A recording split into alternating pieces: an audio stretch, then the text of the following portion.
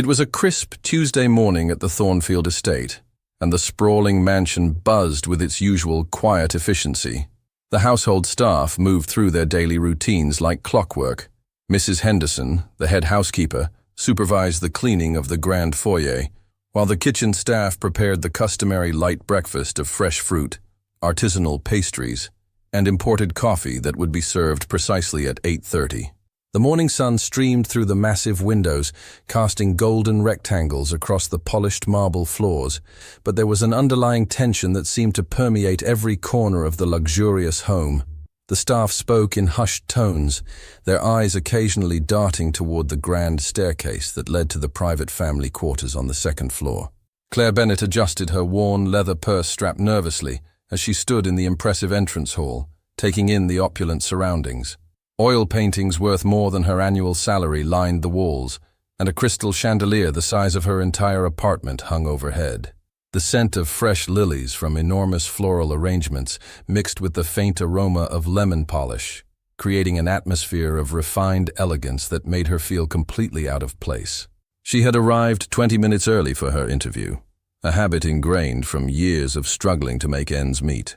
Every job opportunity was precious, and this one, caring for the elderly matriarch of one of New York's wealthiest families, could finally provide the financial stability she desperately needed. The medical bills from her father's recent treatment had drained her savings, and her current part-time nursing position barely covered her basic expenses. "Miss Bennett?" The voice cut through the morning air like a blade. Claire looked up to see a man descending the curved marble staircase with the fluid grace of someone born into privilege. Everything about him screamed wealth and power, from his perfectly tailored charcoal suit that probably cost more than her car, to his precisely styled dark hair and the expensive watch that caught the morning light. But it was his eyes that made her breath catch. Steel, gray, and penetrating, they seemed to look right through her, assessing and dismissing her in the same glance. This had to be Nathan Thornfield, the notorious business mogul whose ruthless reputation preceded him in every circle of New York society. "Yes, sir. I'm here about the nursing position." Claire straightened her shoulders, forcing confidence into her voice, despite feeling like a sparrow in a room full of hawks. Nathan stopped a few steps above her, using the height advantage to look down at her with an expression of barely concealed disdain.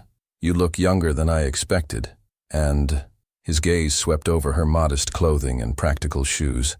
"Less experience than what this position requires." Heat rose in Claire's cheeks, but she held her ground. "I'm 26, Mr. Thornfield, with 7 years of experience in geriatric care and specialized training in dementia patient management. I assure you, I'm fully qualified for this position." A cold smile played at the corners of his mouth. "Qualified on paper, perhaps, but caring for my mother requires more than textbook knowledge." He began descending the remaining steps, his footsteps echoing ominously in the vast space. "It requires discretion, absolute discretion." The way he emphasized those last words sent a chill down Claire's spine. She glanced around the seemingly normal morning routine of the mansion, staff dusting furniture, arranging fresh flowers, preparing for another day of wealthy domesticity. Yet something felt wrong. The staff avoided making eye contact with Nathan, and there was a heaviness in the air that luxury couldn't mask. "I understand patient confidentiality, sir," Claire replied, though her instincts were screaming at her to leave. "This goes beyond medical confidentiality." Nathan was close enough now that she could see the tension lines around his eyes, the way his jaw was set, as if he were perpetually bracing for battle. "What you're about to witness, it cannot leave these walls, ever." Claire's mouth went dry. The generous salary that had seemed too good to be true suddenly felt like payment for something far more complicated than elderly care. "Mr. Thornfield, what exactly—" "Come." He cut her off with a sharp gesture, turning toward the staircase. "You'll understand soon enough." As they climbed the stairs, Claire noticed how the cheerful morning sounds from below grew muted and distant. The second floor felt different, heavier, more oppressive. The hallway stretched before them like something from a Gothic novel, lined with family portraits whose painted eyes seemed to follow their movement. Nathan stopped before an ornate door at the end of the hall, his hand hovering over the brass handle. For just a moment, his composed mask slipped, revealing something that looked almost like Fear? Vulnerability? But it was gone so quickly Claire wondered if she'd imagined it. "Before we go in," his voice was quieter now, almost a whisper, "you need to understand that nothing you see or hear in this room is what it appears to be." Claire's heart began to pound. "Sir, I don't understand." "You will." His knuckles were white as he gripped the door handle. "And once you do, there's no going back. This family, we have secrets that could destroy us if they ever became public." Without another word, he pushed open the door. The room beyond was a study in elegant comfort.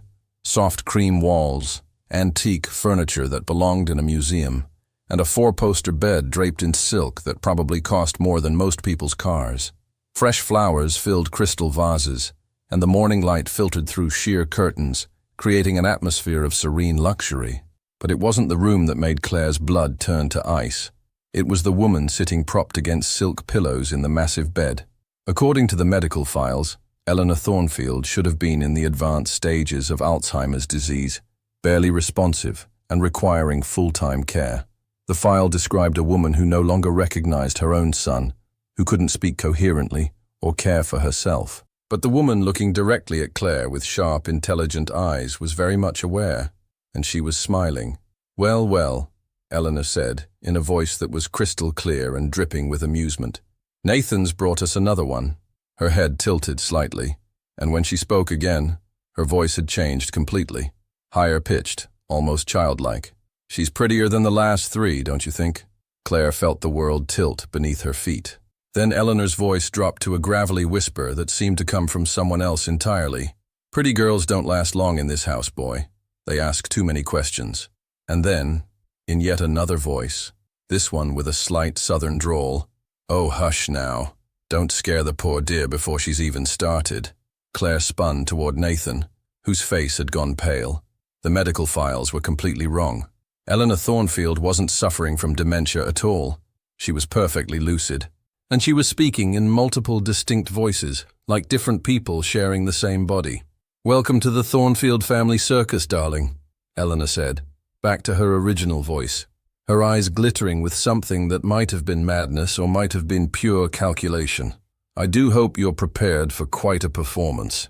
The elegant morning routine downstairs, the nervous staff, Nathan's warnings about discretion, it all suddenly made terrifying sense.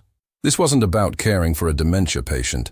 This was about maintaining one of the most explosive secrets in New York society. And Claire was now trapped right in the middle of it. The grandfather clock in the hallway chimed 11 times as Claire sat in Nathan's private study, her hands wrapped around a cup of coffee that had long since gone cold. Her mind was still reeling from what she'd witnessed in Eleanor's room an hour ago. The elegant study, with its floor-to-ceiling bookshelves and leather furniture that probably cost more than her yearly rent, felt like a gilded cage. Nathan paced behind his mahogany desk like a caged predator, his earlier composed demeanor completely shattered.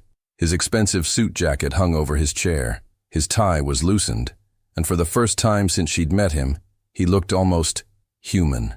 "You're going to quit," he said finally, stopping his pacing to face her. It wasn't a question. "You're going to walk out of here and pretend none of this ever happened." Claire set down her coffee cup with a sharp clink. "Actually, no, I'm not." His eyebrows shot up in genuine surprise. "Excuse me? I said I'm not quitting." Claire stood up, smoothing down her simple blouse. "I need this job, Mr. Thornfield. My father's medical bills aren't going to pay themselves. And despite what I just witnessed upstairs, your mother clearly needs professional care." Nathan stared at her as if she'd just announced she could fly. "Did you not understand what you just saw? My mother has been faking advanced dementia for 3 years. 3 years, Miss Bennett. She's been manipulating doctors, insurance companies, social workers, and an entire parade of caregivers who either quit in terror or—" He trailed off, his jaw tightening. "Or what? Or we had to pay them significant sums to ensure their silence." He moved to the window, gazing out at the perfectly manicured gardens where a groundskeeper was trimming hedges with methodical precision. "You have no idea what you're getting involved in." Claire joined him at the window, noting how the morning sun highlighted the tension in his profile. Up close, she could see faint circles under his eyes, the subtle lines of stress around his mouth. This wasn't the cold, ruthless businessman from the tabloids. This was someone carrying an enormous burden. "Then explain it to me," she said quietly. "Help me understand what's really going on here." He turned to look at her, and for a moment, something shifted in his gray eyes. Surprise, maybe even relief. "You're not running." "I'm not running," she confirmed, "but I need to know what I'm dealing with. Those different voices, the way she switched between them. Is your mother suffering from dissociative identity disorder?" Nathan let out a bitter laugh. "That's what the first psychiatrist suggested. The second one thought it might be an elaborate form of malingering. The third one," he shook his head, "the third one quit after she convinced him she was his dead grandmother." Despite everything, Claire felt her lips twitch. She convinced a psychiatrist he was being haunted. In 45 minutes, Nathan's own mouth curved slightly, the first genuine smile she'd seen from him. She used details about his family that she couldn't possibly have known, voice patterns, childhood memories, family secrets.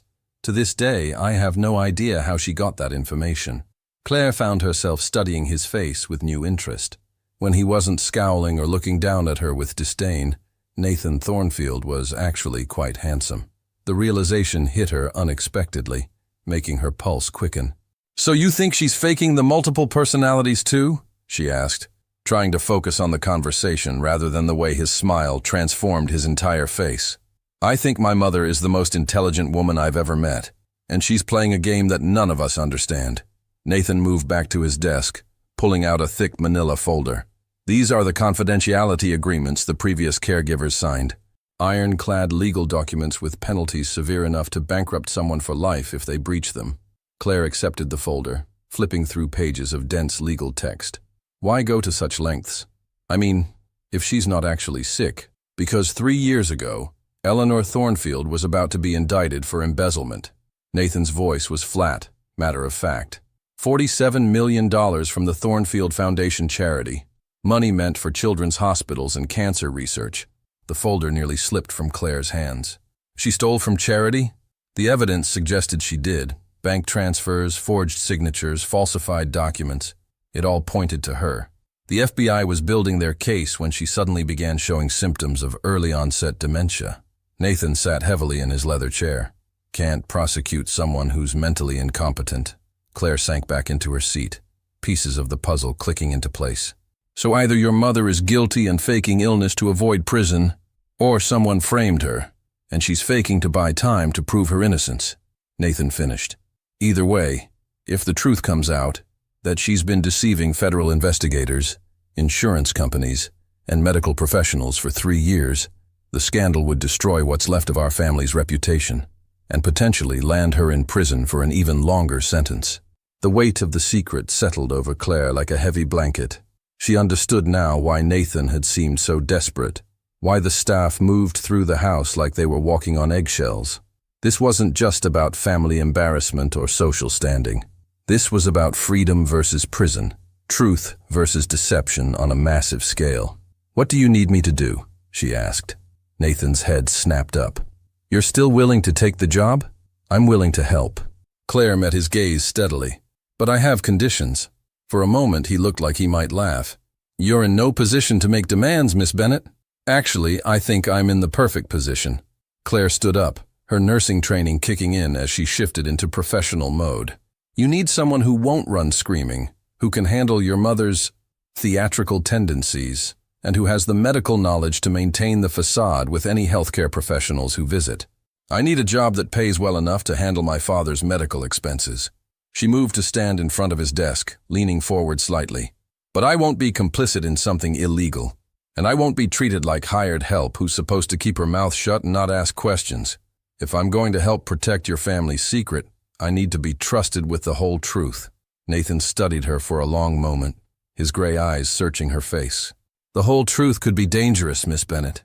There are people who would do anything to get their hands on the information you'd have access to. Then I guess you'll have to trust that I'm tougher than I look." Claire straightened her shoulders, channeling every ounce of confidence she could muster. "Do we have a deal, Mr. Thornfield?" He was quiet for so long that Claire began to wonder if she'd overplayed her hand. Then, slowly, he reached across the desk and extended his hand. "Welcome to the family business, Miss Bennett. Try not to let my mother drive you completely insane." As Claire shook his hand, she felt a jolt of electricity pass between them. Nathan must have felt it too, because his grip lingered for just a moment longer than necessary, his eyes darkening slightly. "One more thing," he said, his voice rougher than before. "Call me Nathan. If you're going to be living in this house, we might as well dispense with the formalities." Living in the house. Right. Claire had been so focused on the job itself that she hadn't fully processed that part of the arrangement. She would be living under the same roof as Nathan Thornfield, sharing meals, passing each other in hallways, seeing him in casual clothes instead of business suits. The thought sent another unexpected flutter through her stomach. "I should warn you," Nathan continued, his professional mask sliding back into place. "My mother tends to be more theatrical in the evenings. She seems to enjoy having an audience for her performances." "Performances?" A ghost of a smile crossed his lips. "Wait until you meet Margaret, the Southern belle from Georgia. She's my personal favorite. She keeps trying to set me up with the daughters of her imaginary friends. Despite everything, the shocking revelations, the legal implications, the sheer insanity of the situation she was walking into, Claire found herself laughing. Actually laughing. "This is going to be interesting," she said. "Miss Bennet," Nathan said, his gray eyes holding hers with an intensity that made her breath catch. "You have no idea." Claire's first official day as Eleanor Thornfield's caregiver began at precisely 6:30 in the morning when she was awakened by what sounded like a full-scale argument happening in the room next door. Voices rose and fell in heated discussion, at least 4 different ones, all coming from the same person. She rolled out of the surprisingly comfortable bed in her assigned guest room, grabbed her robe, and padded barefoot into the hallway. The staff quarters were on the same floor as Eleanor's room, a deliberate choice that Claire was beginning to understand. If Eleanor was going to perform at all hours, someone needed to be nearby to manage the situation. "I told you, Agnes, those pearls belong to me," came Eleanor's voice, pitched higher and with a slight accent that sounded vaguely European. "They most certainly do not, you thieving witch." This voice was deeper, gravelly, with the sharp consonants of someone from New England. "I saw them first at Tiffany's." Claire knocked softly on Eleanor's door. "Mrs. Thornfield, it's Claire. Is everything all right?" Immediate silence fell. Then, in Eleanor's normal voice, "Oh, good morning, dear. Come in, come in. The girls and I were just having a little discussion about jewelry." Claire entered to find Eleanor sitting up in bed, looking perfectly composed and innocent, her silver hair neatly arranged despite the early hour. The morning light streaming through the windows made her look almost angelic. "The girls?" Claire asked carefully. "Oh yes, Agnes and Vivian never could agree on anything, even when we were roommates at Vassar. 60 years later, they're still bickering." Eleanor's eyes twinkled with mischief. "Would you like some coffee, dear? I'll ring for breakfast." Before Claire could respond, Eleanor's entire demeanor shifted. Her posture became more rigid, her expression stern. "Breakfast will be served at precisely 8 o'clock, she announced in a crisp British accent. "Punctuality is a virtue, young lady. I trust you understand the importance of maintaining proper standards in this household." "Of course, ma'am," Claire managed, playing along while her mind raced. This was Eleanor's way of testing her, she realized, seeing how she'd react to the constant personality shifts. "Excellent." Eleanor relaxed again, back to her normal voice. "You know, Nathan was quite impressed with you yesterday. He doesn't trust easily, but he seems to think you might actually last more than a week." Claire settled into the chair beside Eleanor's bed, pulling out her tablet to review the daily care schedule Nathan had provided. "What happened to the previous caregivers?" A sly smile crossed Eleanor's face. "Well, the first one quit after I convinced her I was possessed by the spirit of her deceased husband. Poor thing went screaming from the house at 2 in the morning. She chuckled at the memory.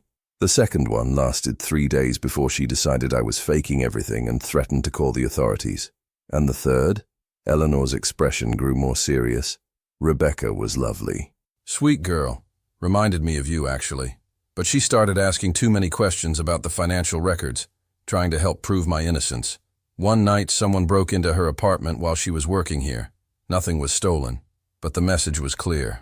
Claire felt a chill run down her spine. Someone threatened her.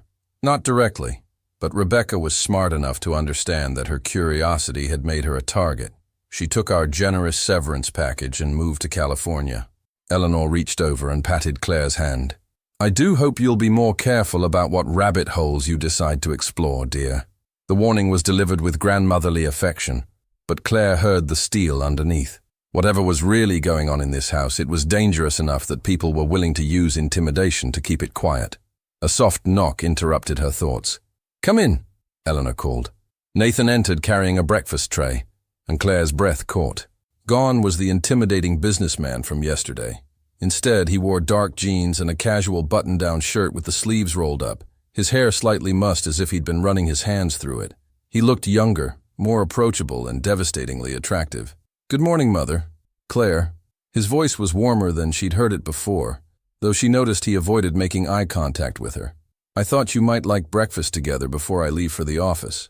"How thoughtful, darling." Eleanor beamed at him.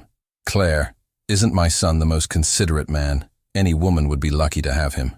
Nathan's ears turned slightly red. "Mother." "What?" "I'm simply stating facts. You're 32, successful, handsome, and you still bring your old mother breakfast in bed. If I were 40 years younger..." Eleanor's voice suddenly shifted, becoming sultry and southern. "Why, honey, I'd chase you around this big old house until you didn't know what hit you. And that's my cue to leave," Nathan said quickly, setting the tray on Eleanor's bedside table. He shot Claire an apologetic look. "I warned you about Margaret." Claire couldn't help but laugh. "Is Margaret the matchmaker?" "Oh, sugar, you bet I am." Eleanor's Southern Belle persona was in full swing now. "I can spot a perfect match from a mile away, and, honey, the sparks between you two could light up Times Square." Nathan looked like he wanted to disappear into the floor. "I'll be in my study if you need anything," he mumbled, heading for the door. "Don't you run away from me, Nathan Thornfield," Margaret called after him. "This girl's got backbone. Did you see how she stood up to you yesterday? That's exactly what you need. Someone who won't let you boss them around." The door closed firmly behind Nathan, and Claire found herself alone with Eleanor again, who had seamlessly returned to her normal personality. "He's been alone too long," Eleanor said quietly, her expression becoming serious. "Ever since his father died 5 years ago, Nathan's buried himself in work and responsibility. He blames himself for not seeing the signs earlier, for not preventing the mess we're in now." "What signs?" Claire asked, then immediately regretted it.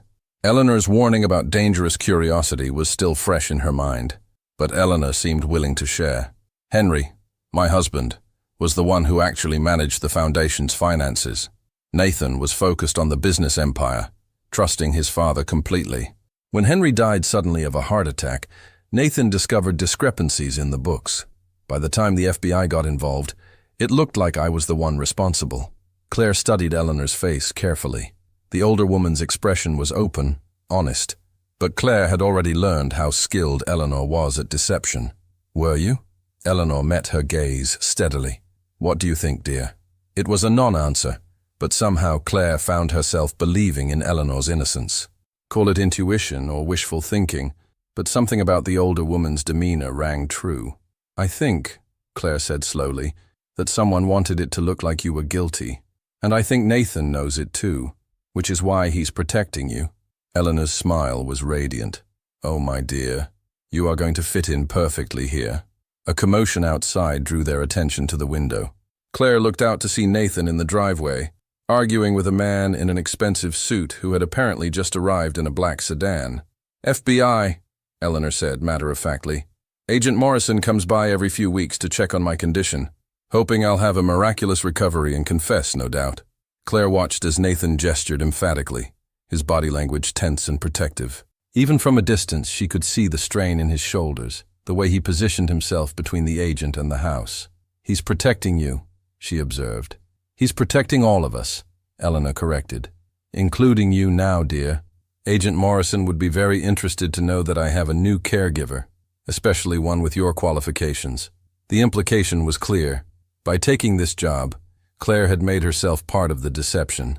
If the truth came out, she could be charged with obstruction of justice, conspiracy, or worse.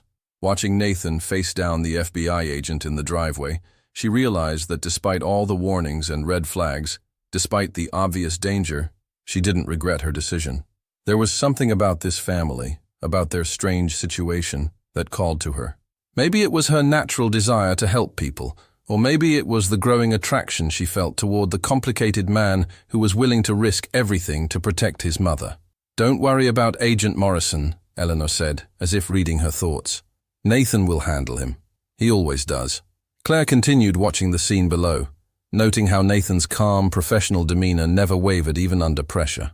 When the agent finally got back in his car and drove away, Nathan stood in the driveway for a moment, his head tilted back toward the sky as if gathering strength. "He carries too much alone," Claire said softly.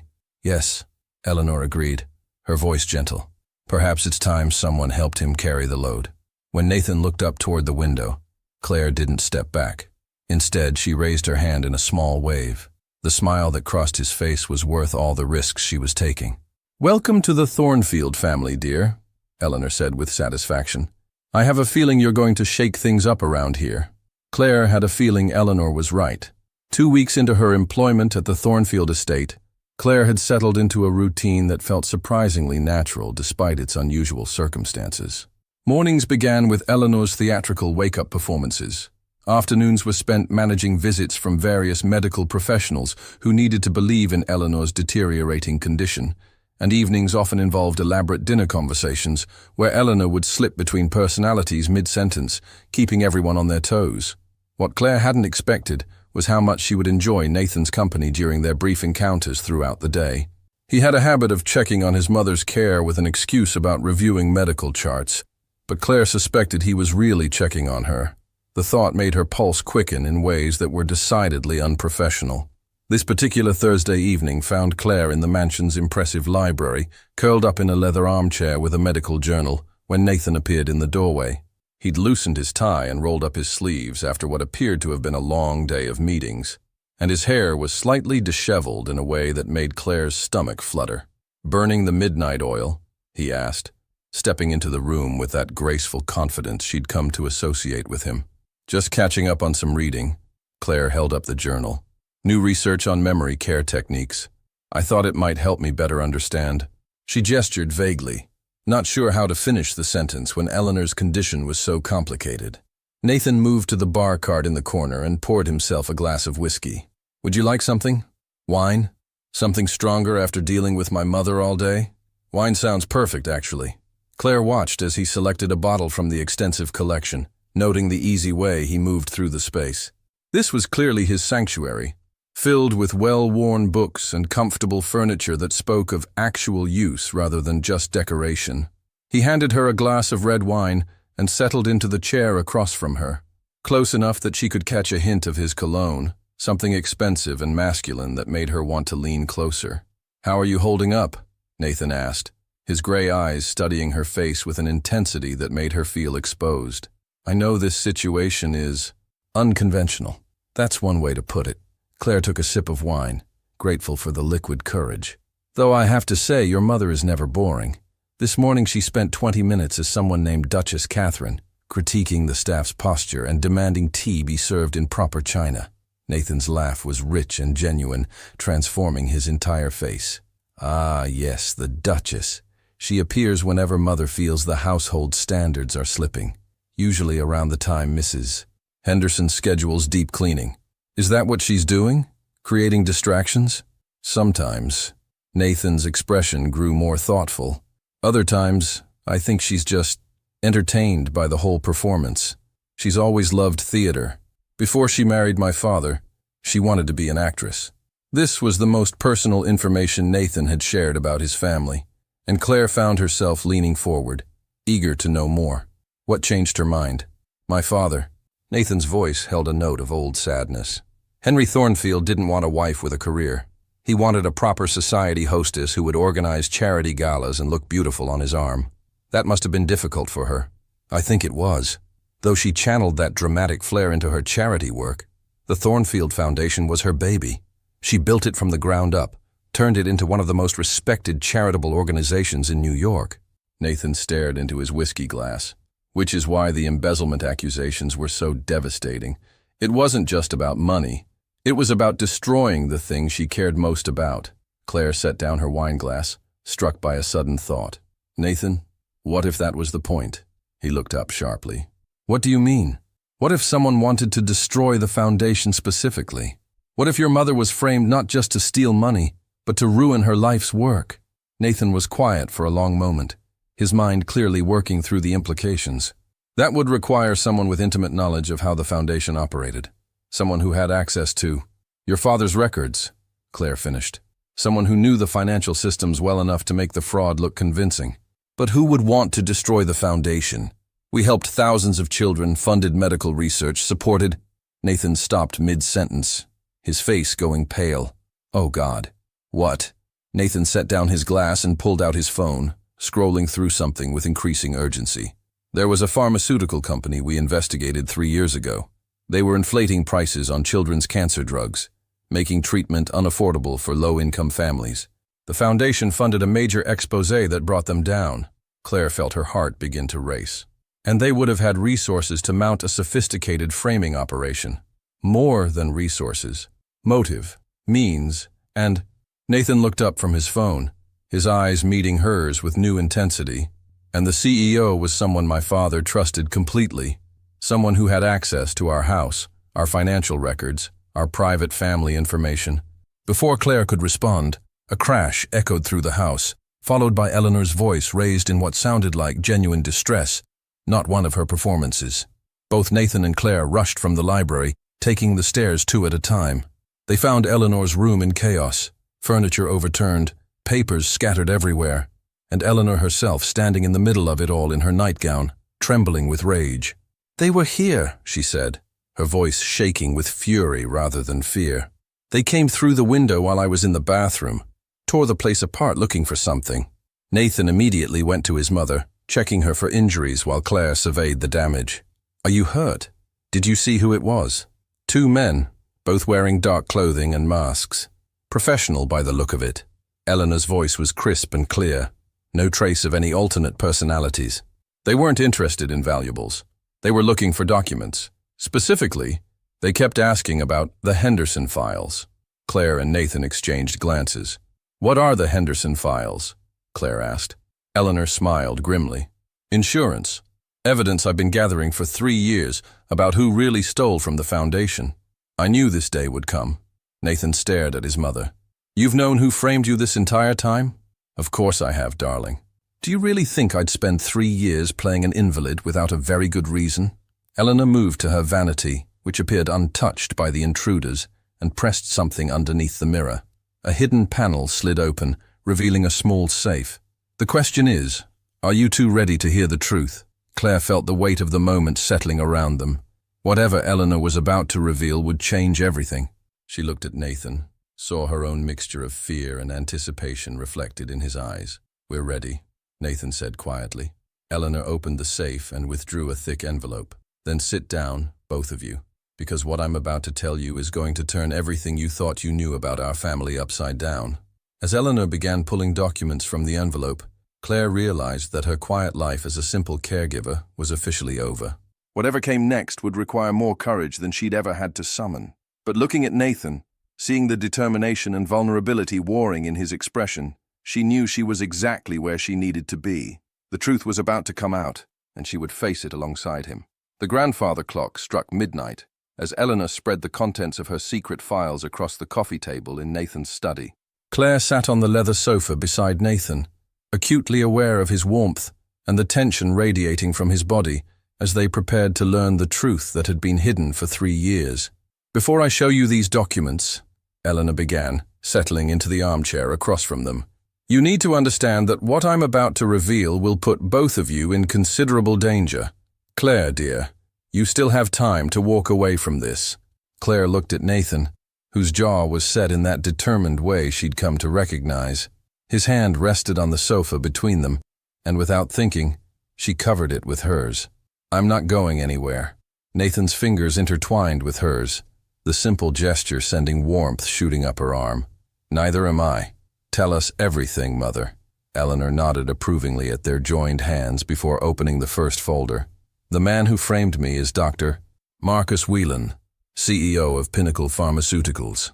3 years ago, our foundation was funding an investigation into their pricing practices for pediatric cancer drugs.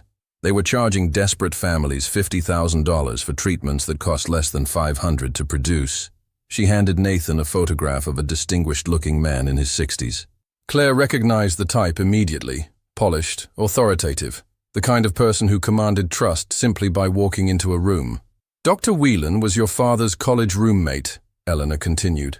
Henry trusted him completely, even gave him access to our financial systems when he served on the Foundation's board. What Henry didn't know was that Whelan had been skimming money from the Foundation for years, small amounts that wouldn't be noticed immediately. Nathan's grip on Claire's hand tightened. How much? Over time, nearly $10 million. But when our investigation threatened to expose Pinnacle's practices, Whelan panicked. He accelerated his embezzlement, taking the remaining $37 million in a series of large transfers designed to look like I had authorized them. Claire studied the bank documents Eleanor handed her, noting the sophisticated forgery work. These signatures look perfect. How did he manage that? Practice, Eleanor said grimly. Years of forging small authorizations gave him plenty of opportunities to perfect my signature. By the time Henry died and Nathan discovered the discrepancies, Whelan had already planted evidence pointing to me as the guilty party. Nathan released Claire's hand to pace across the room, his face a mask of controlled fury. So you've known all along that Whelan destroyed Dad's reputation and set you up to take the fall. I suspected from the beginning, but I needed proof, concrete evidence that would hold up in court. Eleanor pulled out another folder, this one thick with photographs and surveillance reports. So I hired the best private investigator money could buy and began my performance as a dementia patient. Claire picked up one of the photographs, which showed Dr. Whelan entering what appeared to be an offshore banking facility. You've been gathering evidence for 3 years? Every transaction, every forged document, every communication between Whelan and his accomplices. I have recordings of him bragging about how easy it was to fool that naive old woman and her arrogant son. Eleanor's eyes flashed with anger. He even laughed about how Henry's death from stress made the whole plan easier. The room fell silent, except for the ticking of the clock. Nathan stopped pacing and turned to face his mother, his expression a mixture of admiration and exasperation. Why didn't you tell me? We could have worked together. Because you would have charged in with lawyers and righteous indignation, just like your father would have. Eleanor's voice was gentle but firm. Whelan has connections everywhere. Law enforcement, judiciary, media. A direct confrontation would have gotten us nowhere except possibly dead. Claire felt a chill at those words. Is that why those men broke in tonight? Whelan knows you have evidence? He's suspected for months. My recovery has been too convenient, too well timed. Tonight was his attempt to find and destroy the evidence before I can use it. Eleanor smiled grimly. What he doesn't know is that I've been expecting this for weeks. She moved to Nathan's desk and pressed a button on the phone. Within moments, Mrs. Henderson appeared in the doorway, but she wasn't alone. Behind her stood a tall man in a crisp suit who looked distinctly official. Mrs. Thornfield, the man said, stepping forward. Agent Carter, FBI. I believe you have something for us. Nathan spun around, his face going pale. Mother, what? Relax, darling. Agent Carter has been working with me for the past 6 months. The FBI has been building their own case against Whelan, but they needed someone on the inside to gather evidence of his ongoing criminal activities. Claire's mind reeled as she processed this information. You've been working undercover for the FBI? In a manner of speaking. Eleanor handed Agent Carter a flash drive. Everything's on there. Financial records, recorded conversations, photographic evidence of Whelan's offshore accounts. Enough to put him away for the rest of his life. Agent Carter nodded approvingly as he reviewed the drive's contents on a laptop. This is excellent work, Mrs. Thornfield. We'll have warrants issued within the hour.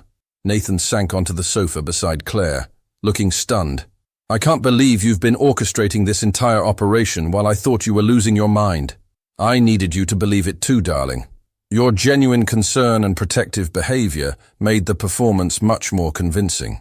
Eleanor moved to sit on Nathan's other side, taking his free hand. But I also needed to protect you. If something had gone wrong, if Whelan had discovered what I was doing, he could have had us killed, Claire finished quietly, understanding finally dawning. Now that we have the evidence we need, Agent Carter said, closing his laptop, I'm afraid you're all still in danger until we can arrest Whelan and his associates. I'd recommend you stay somewhere safe until we can...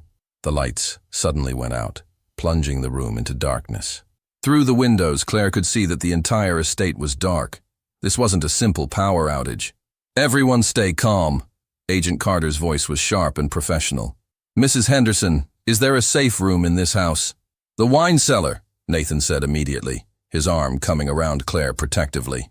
"Reinforced walls, separate entrance, landline phone." The sound of breaking glass came from somewhere in the house, followed by the distinct sound of boots on marble floors. Multiple sets of boots. "Move!" Agent Carter commanded, drawing his weapon. "Now!" They made their way through the dark house by feel, Nathan leading them down a service staircase Claire hadn't known existed. Behind them, she could hear voices calling out, searching room by room.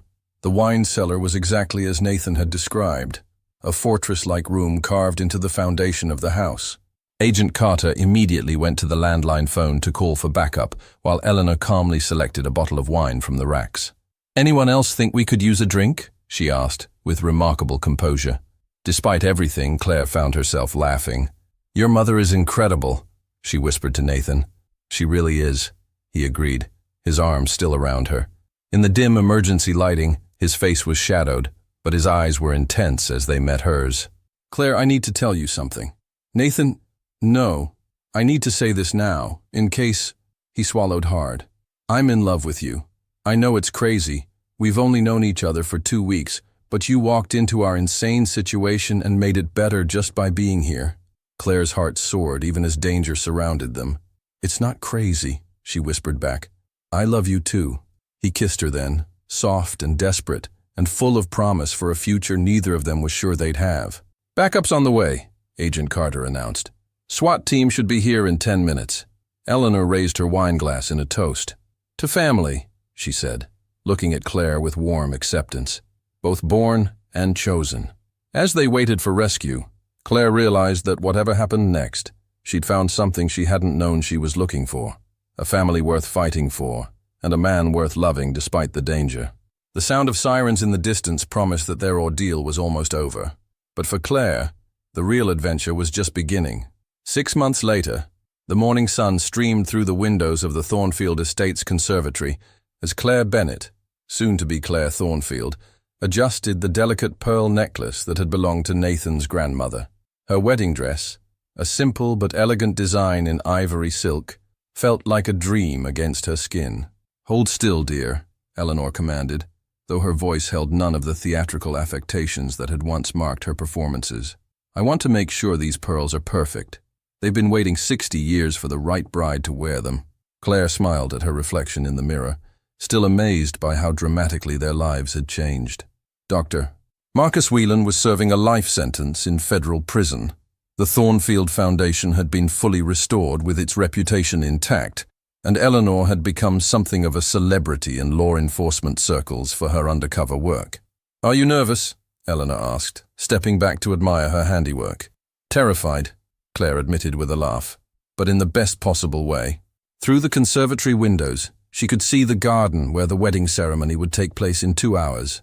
White roses and gardenias decorated every surface, and staff members were putting the finishing touches on the arrangement of chairs for their intimate gathering of close friends and family. A knock on the door interrupted her thoughts. "Come in," Eleanor called. Nathan entered, devastatingly handsome in his black tuxedo, and Claire's breath caught just as it had that first morning when she'd seen him descend the mansion staircase. "You're not supposed to see the bride before the ceremony," Eleanor scolded, but she was smiling. "I couldn't wait," Nathan said, his grey eyes never leaving Claire's face. "Besides, I have something for her." He held out a small velvet box, and Claire's heart skipped a beat. They'd chosen her engagement ring together months ago, but this was something new. "What is it?" she asked, accepting the box with trembling fingers. Inside was a delicate silver bracelet with a single charm, a small theater mask, half comedy and half drama. "For the woman who walked into our family theater and made it a love story instead of a tragedy," Nathan said softly. Claire felt tears prick her eyes as Nathan fastened the bracelet around her wrist. "It's perfect. Just like you," he murmured, pressing a gentle kiss to her forehead before Eleanor shooed him away. "Out! You'll see her at the altar like everyone else," Eleanor declared, pushing her son toward the door, despite her obvious delight at their affection. After Nathan left, Eleanor grew more serious. "Claire, I want you to know how grateful I am for everything you've done for this family. You didn't just help us solve our mystery. You reminded us how to be a family again. You gave me a family I never expected to find, Claire replied, hugging the woman who had become like a mother to her. Even if you did almost give me a heart attack that first day. Eleanor chuckled. I do have a flair for the dramatic. Speaking of which, she moved to the window and waved at someone in the garden. I believe it's time for the final act. The next 2 hours passed in a whirlwind of final preparations, photographs, and the controlled chaos that always preceded weddings. Claire's father, looking healthy and proud after his successful cancer treatment, paid for by the generous salary she'd earned as Eleanor's caregiver, walked her down the garden path toward the rose-covered archway where Nathan waited. But it was Eleanor who stole the show. As the officiant asked if anyone had objections to the marriage, Eleanor stood up dramatically. I do! She announced in a booming voice that would have done any Broadway actress proud. The wedding guests gasped, and Nathan went pale. Claire felt her heart stop. Then Eleanor's expression shifted to one of pure joy. I object to anyone thinking this young woman isn't the most perfect addition to our family, she declared in her normal voice. Nathan, you'd better take good care of her, or you'll answer to me. The tension broke in a wave of laughter and applause. Even the officiant was chuckling as he pronounced them husband and wife. When Nathan kissed her, Claire felt like she was floating. The past year had been the most challenging and rewarding of her life, filled with danger, deception, and ultimately, the deepest love she'd ever known. I love you, Mrs. Thornfield, Nathan whispered against her lips. I love you too, she whispered back, but I'm keeping my name professionally. Dr. Claire Bennett has a nice ring to it. Nathan's eyes widened in surprise and delight. Dr. Bennett? Claire grinned. I got accepted to medical school. Apparently, my experience with complex patient care made for a very compelling application essay. You're going to be a doctor, Nathan said, spinning her around in his arms. With a very supportive husband who's going to help her study, Claire laughed. The reception was held in the mansion's grand ballroom, the same space where Claire had first felt so out of place 6 months earlier. Now it felt like home, filled with people who had become her chosen family. Eleanor gave a toast that managed to be both touching and theatrical, telling the story of how Claire had tamed the beast. Nathan rolled his eyes and brought joy back to their house. Agent Carter, who had become a close friend, shared embarrassing stories about Eleanor's enthusiasm for undercover work. Claire's father welcomed Nathan to the family with the kind of warmth that made both men tear up. But the best part of the evening came when Nathan led Claire onto the dance floor for their first dance as husband and wife. The band played a slow, romantic melody, and Claire felt like she was living in a fairy tale. Any regrets? Nathan asked as they swayed together. Just one, Claire said, looking up at him with mock seriousness. Nathan's face fell slightly. What? I never did get to meet all of your mother's personalities. I feel like I missed out on some good stories. Nathan threw back his head and laughed. Don't worry. I have a feeling Eleanor isn't done with her performances. She's already talking about writing a book about her experience. Of course she is, Claire said, not surprised in the least. What's it going to be called? The Art of Deception. How I Fooled the FBI, Caught a Criminal, and Found My Son a Wife. Claire groaned. Please tell me that's not the actual title. Would I lie to my wife on our wedding day? Yes, Claire said immediately. You absolutely would. They were both laughing now, and Claire realized this was what she'd been searching for without knowing it. Someone who could make her laugh even in the most impossible situations. Someone who challenged her and supported her dreams. Someone whose complicated family felt like home. As the evening wound down, Claire found herself in Eleanor's room, helping her out of her wedding guest attire. The older woman had been unusually quiet during the reception, and Claire was beginning to worry. Are you all right? Claire asked gently. Eleanor smiled, but there was a hint of melancholy in her expression. I'm wonderful, dear. Just thinking about how much has changed. A year ago, I was a lonely old woman playing an elaborate game to clear her name. Now I have a daughter-in-law I adore, and the promise of grandchildren someday. Someday being the operative phrase, Claire said quickly, though she felt her cheeks warm at the thought. Of course, dear. You have medical school to finish first. Eleanor's eyes twinkled. Though I do hope you'll consider obstetrics as a specialty. I have a feeling it might come in handy. Claire shook her head, laughing. You're incorrigible. It's part of my charm, Eleanor said, reverting briefly to her theatrical voice before becoming serious again. Claire, I want you to promise me something. Anything. Promise me you'll never let Nathan work too hard or take himself too seriously. He needs someone who can make him laugh, who can remind him that life is meant to be lived, not just endured. I promise, Claire said solemnly. Good. Eleanor squeezed her hands. Now go to your husband. I believe he's waiting for you. Claire found Nathan on the balcony outside their bedroom, having changed from his tuxedo into casual pants and a button-down shirt. He was looking out over the estate grounds, and she realized he was probably thinking about his father, wishing Henry could have been there to see this day. Penny for your thoughts, she said, slipping her arms around his waist from behind. Just thinking about how different everything is now, Nathan said, leaning back against her. A year ago, I thought I was going to lose everything. The business, the house, my mother's freedom. I was so angry all the time, so focused on fighting battles that I couldn't see past the war. And now I have a wife who's smarter than I am, a mother who turned out to be a secret agent, and a future that looks nothing like what I planned. He turned in her arms, his hands coming up to frame her face. It's perfect. Claire stood on her toes to kiss him, pouring all her love and hope for their future into the gesture. When they broke apart, she was breathless and giddy with happiness. So, Mrs. Thornfield, Nathan said, his voice taking on a teasing tone, what do you want to do for our honeymoon? Actually, Claire said with a mischievous smile, I was thinking we should stay home. Stay home? Nathan looked puzzled. Your mother mentioned she's been working on a new personality. Apparently, she's been researching Russian aristocrats from the 1800s. Something about a countess who was exiled for scandalous behavior. Claire grinned. I thought it might be entertaining to see her debut performance. Nathan stared at her for a moment before bursting into laughter. I can't believe I married someone who wants to spend her honeymoon watching my mother pretend to be a Russian countess. Is that a problem? Claire asked with mock innocence. Are you kidding? Nathan swept her up in his arms, carrying her toward their bedroom. It's just one more reason why I love you.